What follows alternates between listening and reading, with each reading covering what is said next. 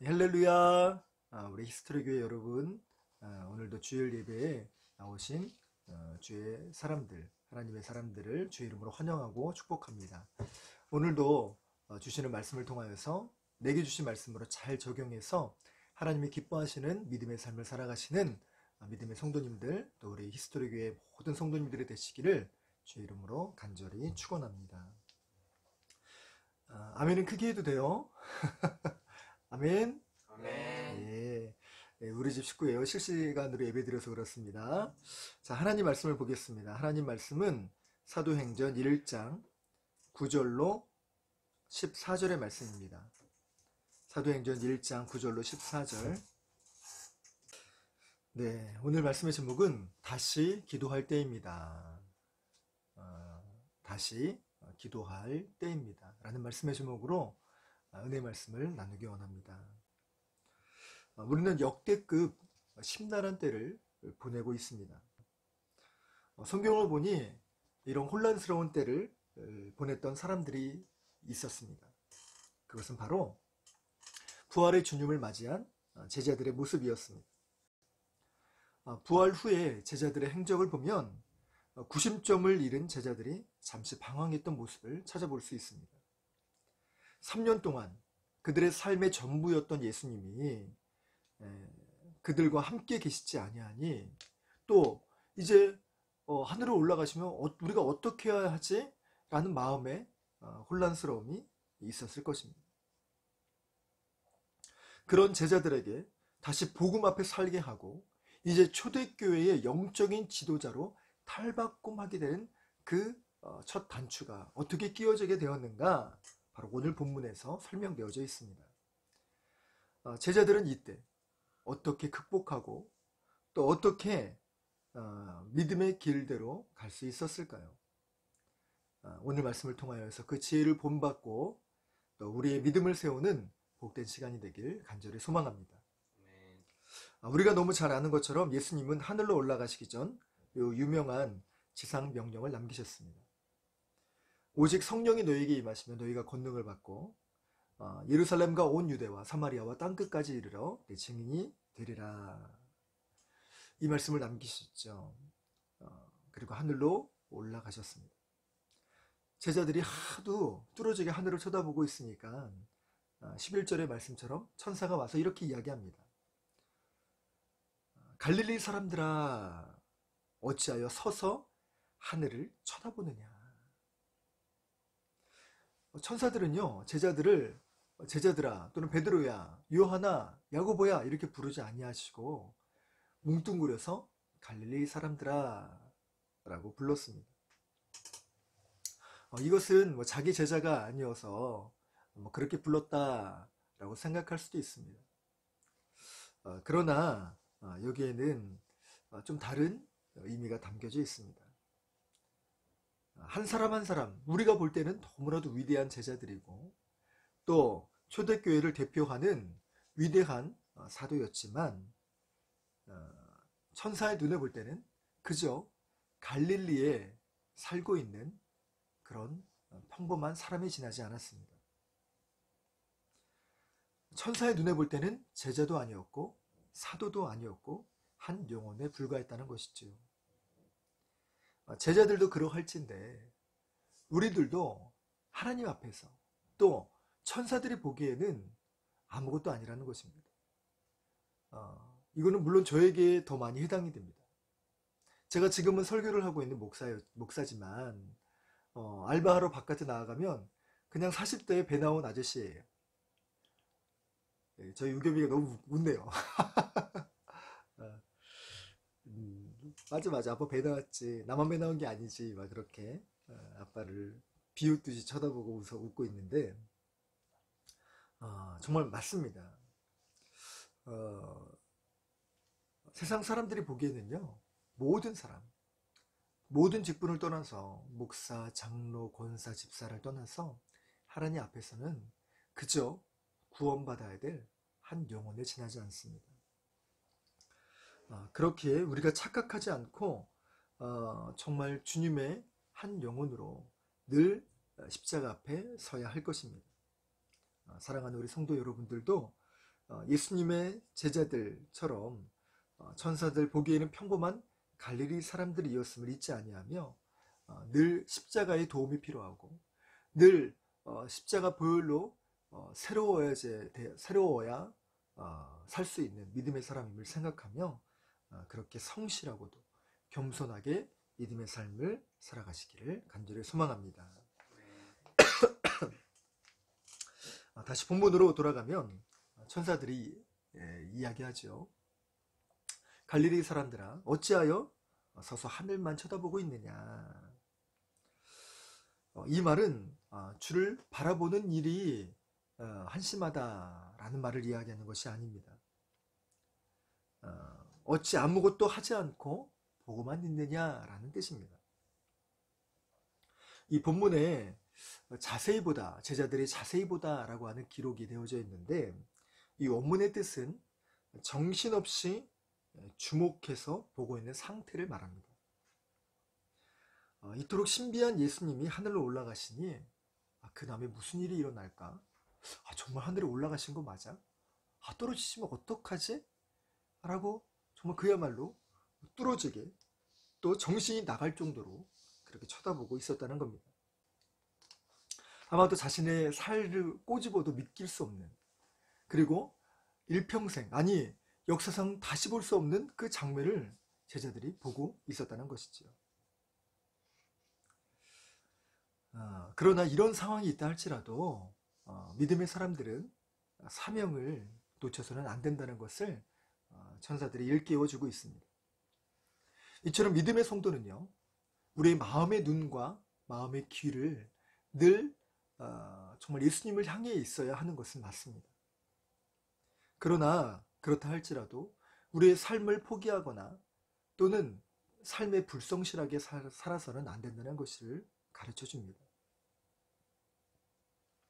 믿음 생활한다고 해서 생활을 게을리하고 또 손 놓고 있어서는 안 된다는 것을 말씀하시지만 또 반대로 정말 돈을 벌기 위하여서 또 자신의 영역을 달성하기 위하여서 정신이 빠져라 사는 것도 또한 아니라는 것을 깨닫게 됩니다.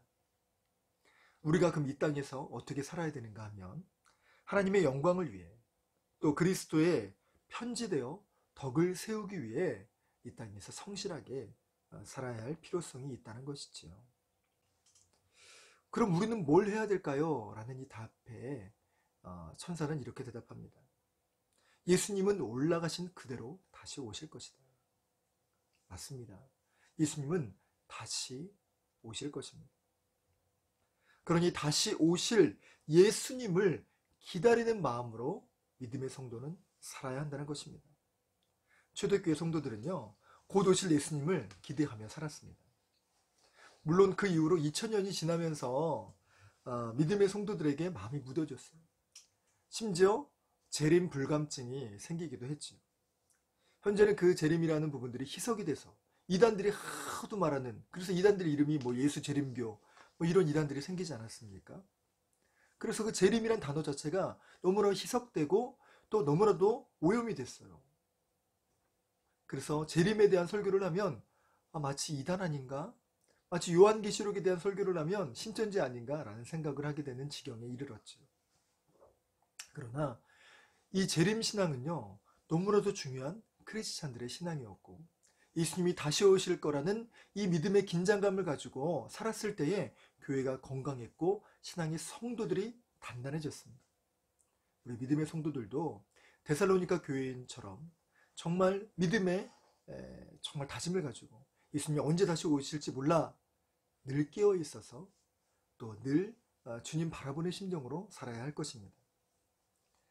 예수님은 올라가신 그 모습으로 다시 오실 거야. 제자들은 올라가신 예수님 모습만 보았다면 우리는 우리 생에 어쩌면 정말 그 올라가신 그대로 오는 그 모습을 보게 될지 모릅니다. 이것을 두려워하는 마음이 아니라 이것을 정말 사모하고 기다리는 마음으로 지금 이때를 성실히 보내시기를 바랍니다. 자, 그럼 재림신앙으로 살아갈 때 그럼 재림신앙으로 살아가는 것이 무엇이고 또 예수님 말씀을 마음에 새기며 살아가는 것은 어떤 것일까요? 오늘 본문의 말씀은 세 가지로 이렇게 교훈합니다. 첫 번째는 성령을 기다리며 살아야 한다는 것입니다. 오늘 본문의 말씀에는 같이 읽진 않았지만 부활의 주님을 만난 제자들은 승천하시는 예수님 또 남기신 예수님의 메시지를 통하여 이러한 교훈을 얻습니다. 약속하신 성령을 기다리라. 성령을 주시겠다는 것입니다. 제자들에겐 그때 당시 아직 성령이 임하지 않았던 때였습니다. 그러나 오늘날에는 이미 성령이 오셨지. 그럼 이 말씀을 어떻게 적용해야 할까요? 이미 오신 성령을 또 기다려요? 그 말씀이 아니라 내게 말씀하시는 성령을 기다려야 한다는 것입니다. 현대인들은요, 전문가들의 이야기는 아주 금방금방 듣습니다. 심지어 저명한 강사의 이야기를 들으려고 제주도에서 서울로 그 강연을 들으러 오는 일들이 아주 허다합니다. 이렇게 열심을 찾아 들으려고 하지만 정작 들어야 될 음성, 성령의 음성은 들으려 하지 않습니다. 그래서 그들은 급한 대로 자신의 삶의 결정을 합니다. 주변 사람들의 이야기를 들어가며 살죠. 이것은 교회에서도 종종 벌어지는 일이기도 합니다. 기도의 발품을 팔고 또 기도의 시간을 내어서 주님과 만나는 시간을 가져야 되는데 이것이 조금은 힘들고 또 많은 시간들을 필요로 하는 것들이 있습니다. 그래서 이것을 해결하기 위해서 자꾸만 목사님 찾아가고 전도사님 찾아가고 심지어 기도원 원장님 찾아가면서 그 답을 빨리 들으려고 하죠. 이것이 모두 잘못됐다는 이야기가 아닙니다. 그러나 그 사람 마음속의 중심이 그분들 말을 들으면 속 시원하고 또 빨리 결론을 얻고 싶어하는 그들의 마음속에 그 근성이 있기 때문에 그렇습니다. 어쩌면 이것이 하나님이 주시는 과정일 수 있음을 깨닫지 못하게 되는 것입니다. 하나님은 원하십니다. 기도하는 것을. 또 하나님은 원하십니다. 이 과정을 통하여서 기도의 사람이 되기를 원하시는데 자꾸만 빠져나가서 빨리 답을 얻으려고 하는 것이죠. 그 마음의 중심을 그 누구보다 본인 자신이 알고 있습니다. 기도 더 해야 되는데 물론 자신이 기도해서 응답을 받았는데 확인받고 싶고 또 점검받고 싶고 분별받고 싶습니다. 그럴 때 목사님 또 영적인 지도자를 찾아가는 건 너무나도 중요하고 너무나 귀한 일입니다. 그러나 자기가 생각을 해도 쉽게 답을 얻으려고 해서 그렇게 사람들 말을 쫓아다니려고 한다면 그것은 제대로 된 답을 찾아가기엔 어려움이 있습니다. 때로는 조금 더뎌 보이지만 때로는 조금 정말 씨름의 과정이 필요한다 할지라도 기도하여 주님 앞에 나아가는 삶, 그래서 성령을 기다리는 삶이 오늘날에도 있어지기를 주의 이름으로 간절히 축원합니다. 그래서 요즘 같은 심란할 때는요, 사단이 우리를 가만히 두지 않으려고 합니다. 어떻게 해서든요 우리를 혼미케 하고 또 우리 마음을 조급하게 몰아갑니다. 그래서 때로는 사울 왕처럼 사무엘을 기다리지 않고 결정하게 하는 그 막바지 상황, 또 그 골목길로 막다른 길로 우리를 몰아세울 때가 있어요. 또 이래도 결정 안 할 거야? 또 이래도 빨리 안 할래? 라고 우리를 겁주죠. 그래서 기도하지 않고 말씀으로 하지 않고 결정하게 돼요. 왜? 상황이 그러니까. 그렇게 결정하고 오히려 주변 사람들에게 역성을 내죠. 그럼 급한데 어떻게 해? 이렇게 할 수밖에 없잖아. 너무 실감나나요? 너무 연기가 과했나? 어쨌든 이렇게 하나님의 음성을 듣는 것을 합리화시켜요. 시간이 없어서 이렇게 했어. 하나님도 이렇게 아실 거야. 이해해 주실 거야. 아니요. 성령님이 원하시는 것은 이 과정을 통해서 정말 하나님 음성 듣기를 사모하시고 기다리고 계심을 믿으시기 바랍니다. 때로는 이 과정이 넘어간다 할지라도, 또 시간이 오버돼서 어떻게 잘못된다 할지라도 기도의 승부를 내는 그런 담대함이 있다면 잘못돼도 막아주실 것이고, 또 시간이 지났다 해도 그 일이 절대 부담이 되지 않도록 이 일들을 통해 역사하시는 하나님의 능력을 경험하시길 간절히 소망합니다. 자, 아멘을 크게 해도 돼요. 아멘. 네. 자, 두 번째, 오늘 본문이 주는 이 교훈은 증인이 되는 삶을 살아야 한다는 것입니다. 예수님은 믿음의 사람들에게, 제자들에게 증인이 되어라 라고 말씀을 하셨습니다. 자, 증인은 무엇입니까? 이 헬라어 원문 성경을 보면 이 증인이라는 말은 이 법적 용어입니다. 오늘날의 증인과 똑같은 단어이죠. 우리나라 법정의 체계는 증인, 증거 제도를 채택하고 있습니다. 즉, 혐의, 이 사람이 뭘 잘못했다라는 것에서 끝나는 것이 아니라 이 범행이 왜 이루어졌는가라고 증거를 댈 수 있어야 됩니다. 그래서 증거 도구가 있어야 되거나 또는 목격한 증인이 이것이 있어야 범죄가 성립이 되는 것이죠. 그래서 증인 제도가 너무나도 중요한데 만일 이 증인이 거짓 증거, 즉 위증을 하게 되면 위증죄로 엄한 벌을 처하기도 합니다.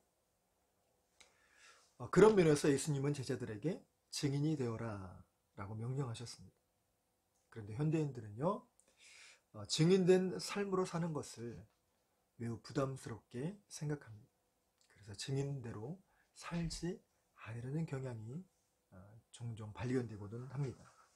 왜 그럴까요? 그것은 첫째, 부끄럽기 때문입니다.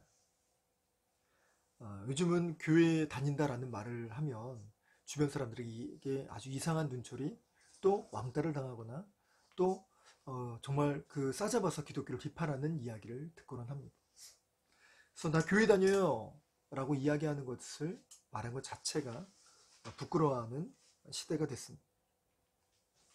또 부끄러워하는 이유는요, 내가 믿음의 사람으로 제대로 살지 못하기 때문에 아유, 저 사람 교회 다녔어? 교회 다니는데 저래?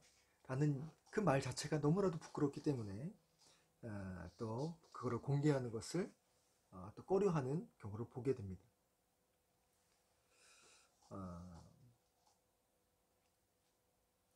또 우리가 증인의 삶을 살지 못하는 이유는 증인으로서 보고 들은 것이 많지 않다라고 생각하기 때문에 그렇습니다. 그러니 증인된 삶으로 살기 어렵지요. 믿음의 사람은요, 믿음의 실력이 있어야 합니다.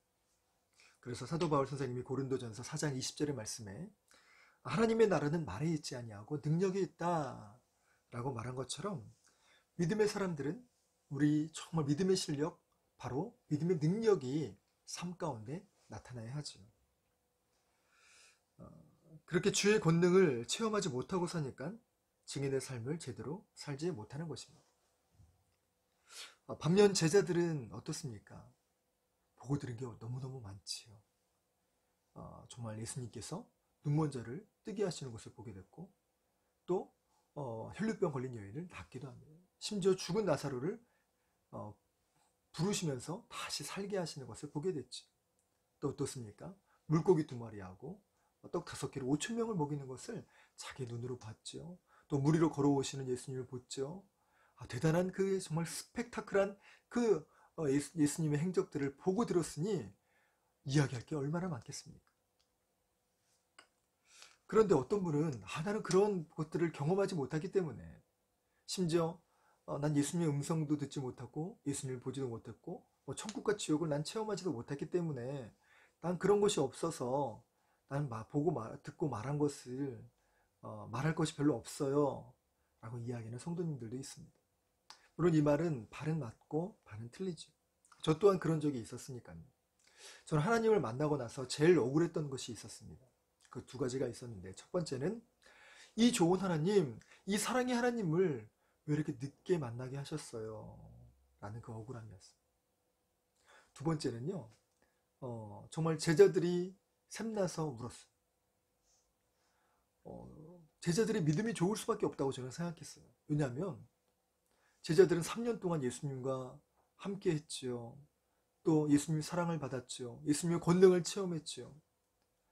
주님, 저도 제자들이 경험했던 그 영적인 경험, 그 반만 한다면 정말 제자들이 살았던 것처럼 제자들 반만이라도 저도 살 수 있을 것 같아요. 라고 정말 기도했던 기억이 납니다. 거의 생떼 수준의 기도였지요. 그 엄청난 기도를 믿음의 초창기 때 했는데 지금도 제가 와, 그런 엄청난 기도를 내가 했구나 라고 무서울 때가 종종 있습니다. 그러나 그런 겁없는 기도를 했기 때문에 지금의 제가 있는 것은 아닌가라는 생각을 합니다. 우리가 증인된 삶을 제대로 살지 못하고 있다면 제대로 살 수 있도록 회개하는 삶을 살아야 할 것입니다. 또 보고 들은 것이 적다라는 마음이 든다면 이제라도 하나님 제대로 보고 제대로 느끼는 삶이 되게 해주세요 라고 기도해야 될 때일 것입니다. 그렇다고 해서 꼭 제자들이 경험한 그 엄청난 것을 보고 들어야지만 증인이 되는 것은 아닙니다. 법정에서 보면요, 이 증인은 살인 혹은 범행을 직접 목격한 사람만이 증인이 되지는 않습니다. 때로는 알리바이를 증명해주고 그 사실이 맞느냐 맞지 않느냐라는 것을 검증해주는 그런 증인도 필요합니다. 이처럼 믿음의 성도의 삶도요, 대단한 기적을 봐야지만 증인으로서의 가치가 있는 것은 아닙니다. 우리의 삶에 소소하게 찾아오시고 응답하시고 품으시고 또 역사하신 그 흔적들을 그대로 전하고 나누는 것이야말로 증인의 삶인 줄 믿습니다. 문제는 이것마저도 그대로 나누지 못하는 것입니다. 그렇게 믿음의 우리 성도님들은 내게 주신 하나님, 내게 말씀하신, 또 내게 찾아와 말씀을 들려주신, 깨닫게 하신 그 은혜의 말씀을 나누면서 또 오늘도 응답하시고 오늘도 품어주시고 위로하시고 사랑하신 그 손길을 주변 사람들에게 나누시는 증인의 삶이 되시길 소원합니다. 자, 세 번째 본문이 주는 교훈은 함께 모여 기도에 힘써야 한다는 것입니다. 정신을 번쩍 차리게 하는 이 천사의 말을 듣고서 제자들이 예루살렘으로 돌아오게 됩니다. 거기서 다락방으로 올라가니까 베드로, 요한, 야고보 막 쭉 제자들의 이름이 기록되어져 있어요. 그러면서 모두 다 거기 있었더라 라고 기록합니다. 재미난 사실은요, 이들이 모인 다락방은 어쩌다 모이는 사랑방 같은 장소가 아니었다는 것입니다. 그때 당시 시절에는 전화기도 없었고 메일도 없었어요. 그런데 예수님이 승천하시고 그들이 다 같이 마치 약속했다는 듯이 우리 거기서 모이자라고 하는 전달을 받은, 지령을 받은 사람처럼 그렇게 하나같이 다 그 다락방에 모였다는 것이 신기합니다. 이것은요, 단순한 그냥 모임의 장소가 아니라 이 장소는 예배의 장소, 기도의 장소였다는 것을 말해줍니다. 실제로 예수님이 그야말로 최후의 만찬을 마지막 가시기 전 최후의 만찬이 있었던 장소가 이 다락방이기도 하고요. 이후 정말 오순절의 성령의 역사가 일어났던 장소 또한 이 곳이었습니다. 예수님께서 부활하시고 40일 동안 제자들과 함께 하셨지만 그때의 제자들의 삶은 안정되지 못했습니다. 성전에 가서 찬송하며 주님의 이름을 높이기도 했지만 반대로 또 바닷가에 나가서 자신의 생계를 꾸리기 위해 그렇게 나가기도 했습니다. 그렇게 예수님이 승천하시며 하신 말씀과 천사들의 깨우침 뒤에는 그들은 예배의 장소로 모였습니다. 한 번만 모인 것이 아니라 모이기 힘썼고 또 모여서 힘써 기도하는 삶을 반복했습니다. 누가 뭐라 할 것도 없이 누가 강제한 것도 아닌데 그들은 그렇게 모이기에 힘썼다는 것입니다. 믿음의 성도들도 이와 같아야 될 줄 믿습니다. 코로나로 인하여 온라인 예배가 하나의 흐름으로 자리 잡지 않을까 많은 목사님들이 걱정합니다. 이를 보고 믿지 않은 사람들은 아유, 교회에서 헌금 정말 덜 거칠까봐 저러는 것 아니야? 라고 아주 비소 섞인 그런 모습으로 하는 것에 너무나도 가슴이 안타깝습니다. 그러나 이것은요, 영적 비밀을 알지 못한 사람, 정말 그걸로 물질을 보는 사람들이 그렇게 물질밖에 보이지 않기 때문에 하는 이야기가 아닐까라는 생각이 듭니다. 그러나 믿음의 성도들은 다릅니다. 어떤 성도님은요, 현장 예배를 드리지 못하는데 그렇게 정말 예배당을 지나가면 정말 뜨거운 눈물이 흘린다고 합니다. 그것은 서러움과 억울함의 눈물이 아닌 그리움의 눈물이었습니다. 우리가 이곳에서 예배했고 이곳에서 정말 찬양했던 그 예배당, 거기서 다시 예배하고 싶다는 그런 마음의 발언에서 일어난 눈물이었다는 것이죠. 이렇게 주님을 사모해서 현장 예배 드릴 수 있게 해달라고 기도하는 성도님들이 대부분이십니다. 온라인 영상 예배에 이것은 참 귀한 도구입니다. 드릴 수 없는 상황, 또 지금 같은 특별한 상황에는 너무나도 값진 도구입니다. 그러나 이제 코로나가 끝나가고 있는 이때 이제 현장 예배로 돌아와야 합니다. 영상 예배에 한번 지난번에도 이야기를 드렸던 것처럼 영상 예배에는 참 좋은 순기능이 있고 또 얼마나 편합니까?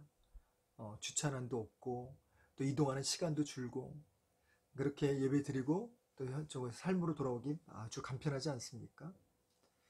그러나 영상 예배를 경계해야 되는 것은 무엇이냐면 우리 마음의 중심이 똑바로 서 있어야 되는 것인데 마치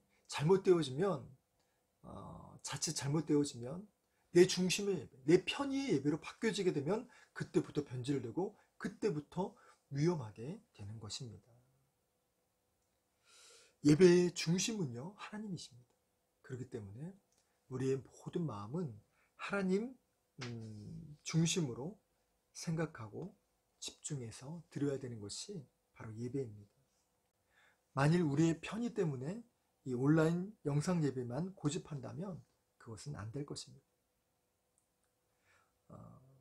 그렇게 믿음의 성도는요, 힘써 모여야 되고 때로는 주차난이 힘들고 또 때로는 정말 교회 예배당까지 가는데 정말 길에서 쏘는 시간이 많다 할지라도 그 시간 전체가 예배의 시간에 포함됨을, 그럼 반대로 은혜가 더 되죠. 어떤 사람들은 가는 시간이 30분이라면 30분 더 예배 드린다는 것이죠. 그래서 우스갯소리로 믿음은 거리에 반비례한다 라고 이야기할 정도로 정말 멀리 신앙생활하는 사람이 정말 사모하니까, 그 정도로 사모하니까 믿음이 더 깊어진다 라고 하는 목회자들의 우스갯소리도 그냥 나온 것은 아닙니다. 이처럼 정말 이제 코로나 사태가 끝나고 나서 현장 예배를 사모해서, 아니 콘서트도요, 아무리 정말 방탄소년단이 유명해서 인터넷으로 또 스트리밍이란 단어 맞나요? 그걸로 이렇게 듣는다 할지라도 콘서트 가는 이유가 뭡니까? 현장에서 주는 그 감동이 있기 때문에 그렇습니다. 하다못해 가수들도 콘서트 가서 현장 감동을 느끼고 싶어서 가는데, 우리는 매주마다 또 매 공예배마다 믿음의 콘서트가 열리지 않습니까? 현장에서만 주시는 놀라운 은혜가 그 가운데 플러스 되기 때문에 그렇습니다. 그리고 주님을 사모하시길 간절히 소망합니다. 또 14절의 말씀을 보면 여자들도 함께 모여 기도했다라고 기록합니다. 당시 유대 사회는요, 여자들을 숫자에 넣지 않았어요. 사람을 헤아릴 때 나는 사람도 아냐? 그런 것처럼 숫자를 넣지 않았어요. 그 존재감이 약했다는 것입니다. 그러나 예수님은 다르셨어요. 굳이 12제자의 그 숫자에는 포함하진 않으셨지만 여성들에게도 차별 없이 말씀을 전하시며 믿음의 사람으로 세워가셨습니다. 그래서 이제 초대교회에서는요, 여제자라는 말이 나올 정도로 정말 우리 여성도들 주님의 제자급으로 그렇게 세워 나가셨죠. 오늘 본문에 나온 여자들이라는 사람들은 살로메, 요한나, 수산나, 그리고 막달라 마리아 같은 사람들이지. 이들은 예수님의 무덤을 아무도 찾으려고 해서 찾지 않았을 때 제일 먼저 찾아온 사람들이기도 했습니다. 그리고 초대교회에 엄청난 존재감을 드러내며 초대교회 가운데 믿음의 영향을 끼쳤던 여인들이기도 합니다.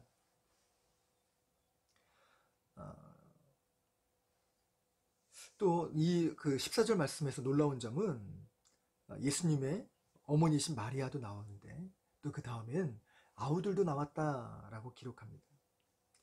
마태복음 13장 55절의 말씀을 보면 예수님의 형제가 나오죠.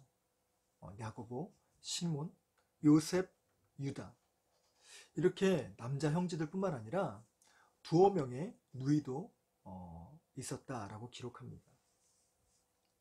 그런데 마가복음 3장 21절의 말씀을 보면 이들이 형, 오빠 예수를 존경한 것이 아니라 미쳤다라고 기록할 정도로 그렇게 거리를 두었어요. 선을 그었다는 것이죠. 그러나 부활 후 예수님을 통하여 이들이 변화되었습니다. 그리고 믿음의 사람이 되었죠. 믿음의 놀라운 역사의 현장입니다. 그런데요, 이것을 다른 말로 하면 이들은 이제 막 예수를 믿기 시작한 초신자였다는 것입니다. 그러므로 모이기에 힘썼던 사람들은 예수님이 오랜 세월 동안 세웠던, 키웠던 제자들 뿐만 아니라 당시에 무시받았던 여인들까지 함께했고, 또 불신자를 뛰어넘어 형을 욕했던 이 초신자 아우들까지 다 모여서 기도하기에 힘썼다라는 것을 보게 됩니다. 심란한 때를 보내고 있는 오늘의 믿음의 성도들에게도 이것은 많은 것을 가르쳐주고 있습니다. 앞으로의 삶 가운데 어떻게 해야 되나 교회는 고민합니다. 그리고 갈피를 못 잡고 있을 성도들에게 앞으로 어떻게 지도해 나가야 되나 라는 이 믿음의 물음 앞에 오늘 본문은 답합니다.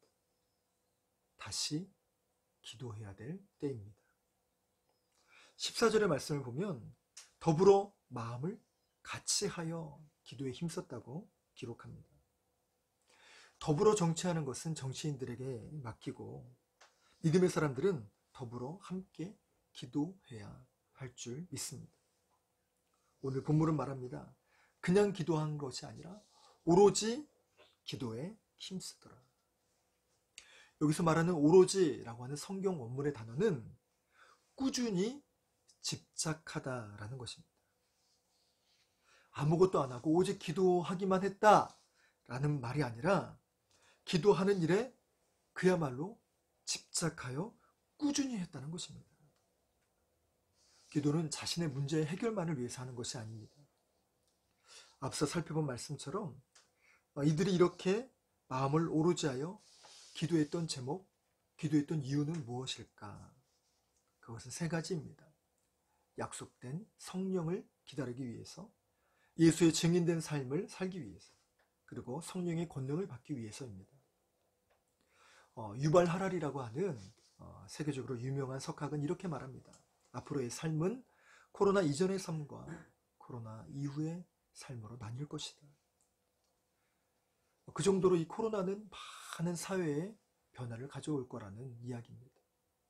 유발 하랄이 외에도 수많은 사회학자도 이 부분들에 대해 공감하고 있습니다.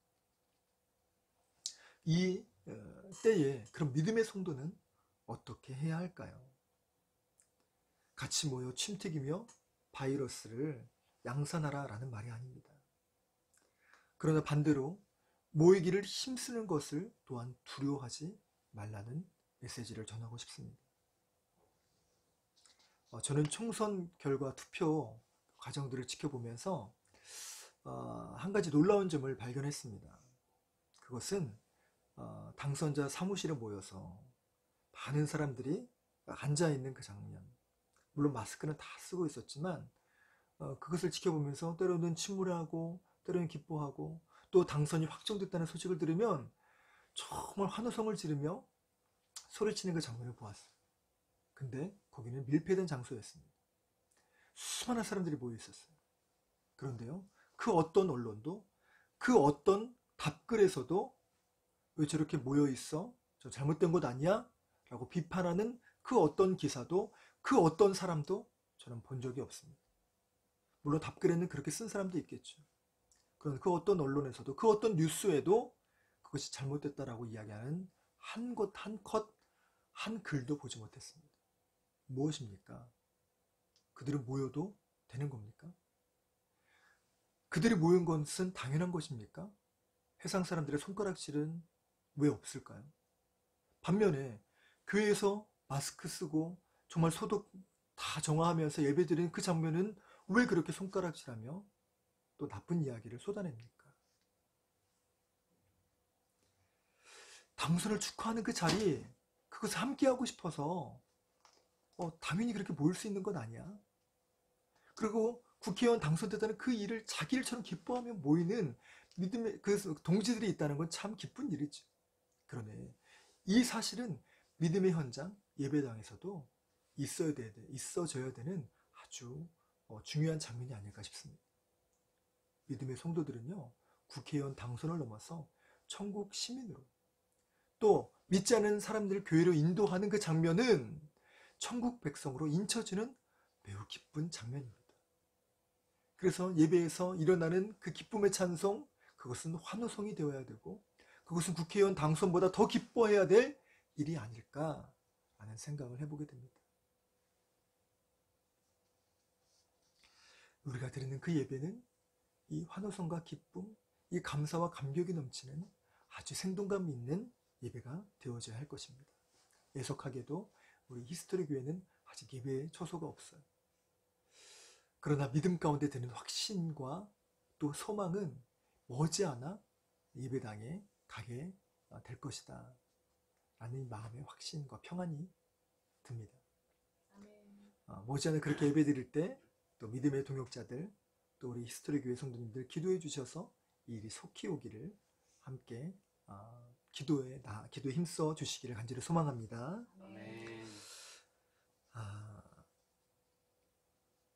예수님의 제자들은요, 이 부활을 경험하고 나서 이 다락방에 모여서 기도하기를 힘써요. 하루, 이틀, 3일, 4일 언제가 될까?